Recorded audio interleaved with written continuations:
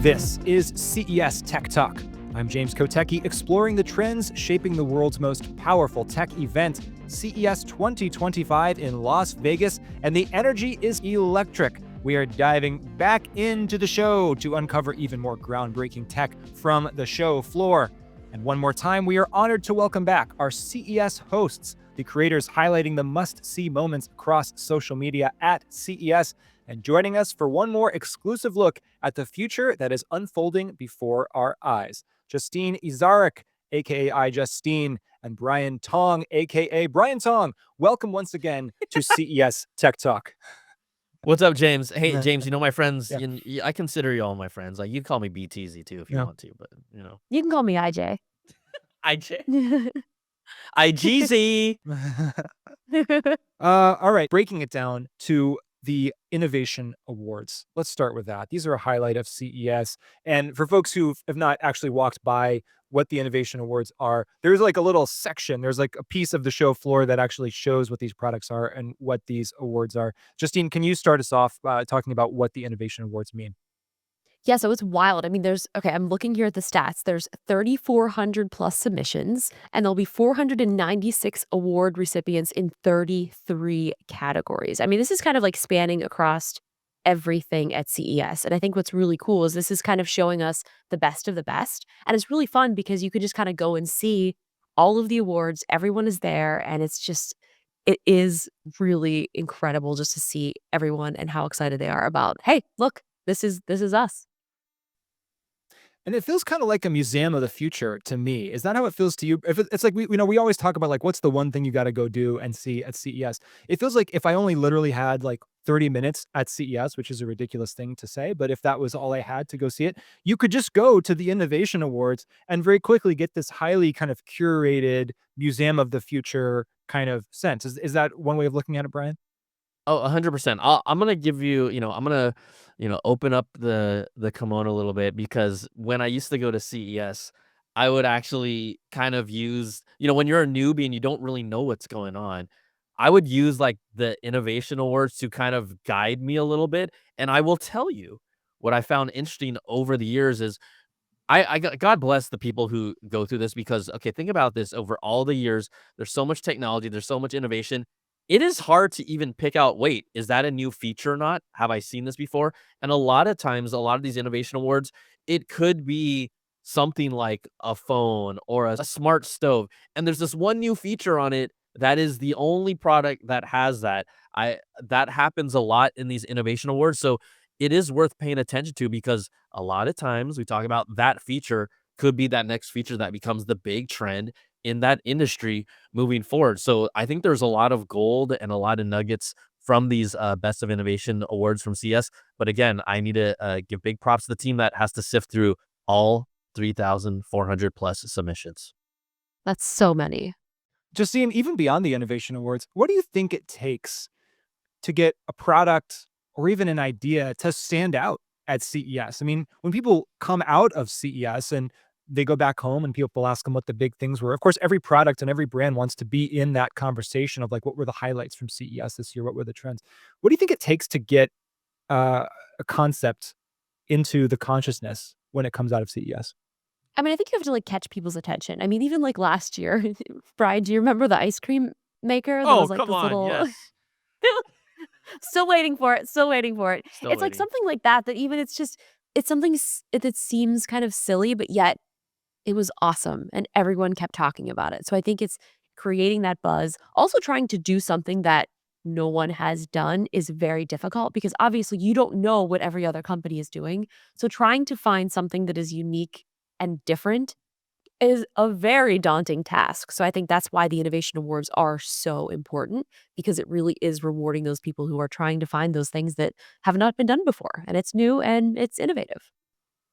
And maybe the advice is like just have fun with it. Make sure that it's something that you actually find value in because it's so hard if you were just to be doing this, to create innovation for the sake of winning an innovation award, you probably couldn't innovate your way out of that problem, right? Because there's so much competition. But if you're actually truly creating something of value, then that probably puts you in the best contention.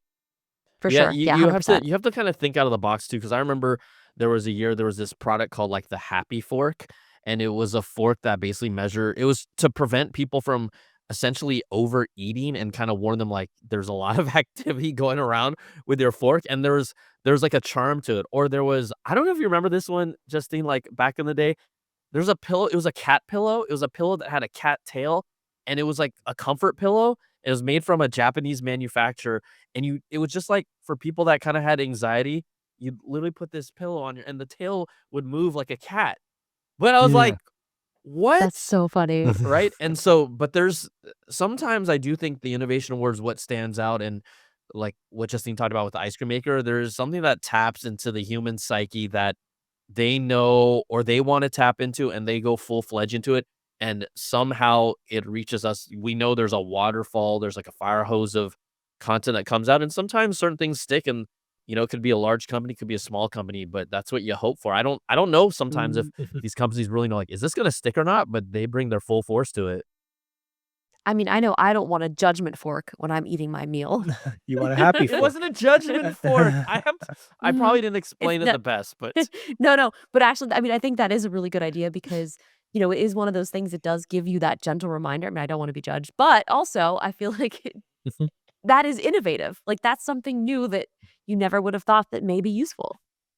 And just to draw out maybe kind of a theme from what the two of you were saying, there's this element of emotion. The product, the Yes. idea needs to convey and stick with you as some kind of emotional feeling because analytically, you're going to be just flooded with so much information and stats about all this technology. But at the end of the day, it's human emotion that's going to carry those things forward, which transitions almost seamlessly to our next topic, which is the entertainment and culture and media and advertising and marketing section of CES. For those who don't know, for those who might just go to the LVCC, the Las Vegas Convention Center, there's a whole other section of CES that takes place over at Aria and the Cosmopolitan, which is called C Space, which is dedicated to marketing, media, advertising, and branding. Brian, what does it mean that is also a part of CES, this giant technology show?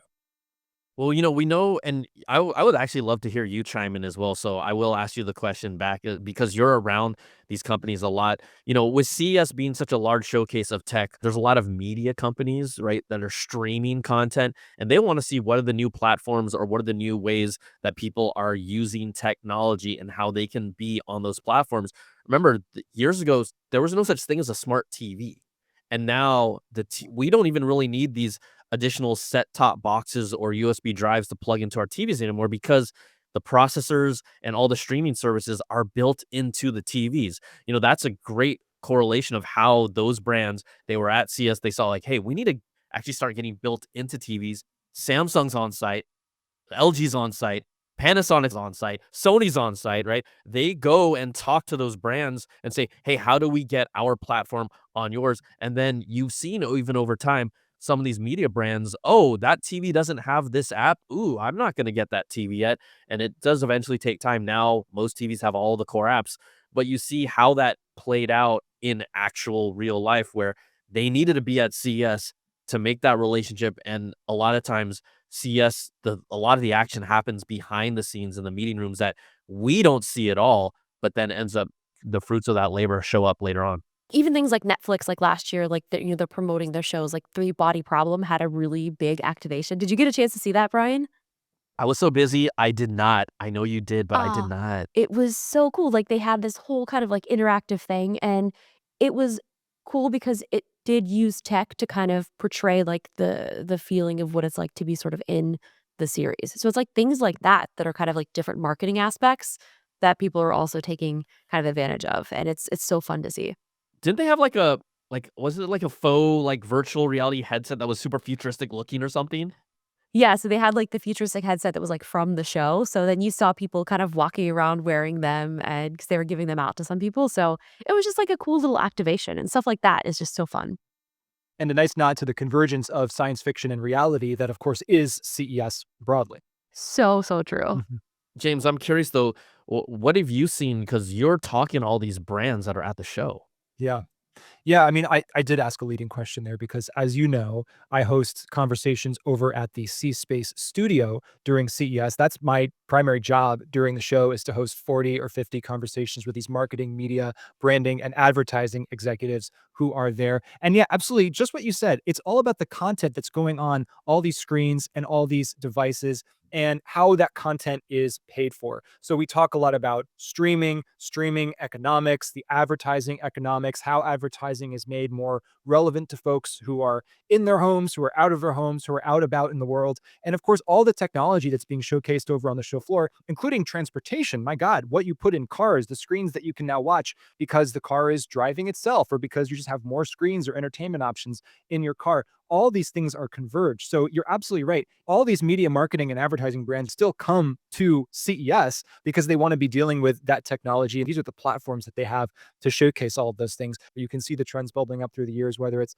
metaverse being really hot one year, crypto and blockchain being really hot sometimes, and now AI obviously being a really hot topic of conversation. And now I think we're probably going to see in CES 2025 really talk about the practical economics of how all these things continue to move forward in a world where maybe the economics start to look different, but the technology is still accelerating rapidly from an AI perspective, and of course from others. So, uh, yeah, thanks for turning the tables on me. You got me a little I'm just flummoxed there. curious. No, I'm supposed to be the host of these conversations, Brian. oh, you know what? I just We don't wanted get to to make it know. over there. Yeah, exactly. Yeah, I just wanted to know.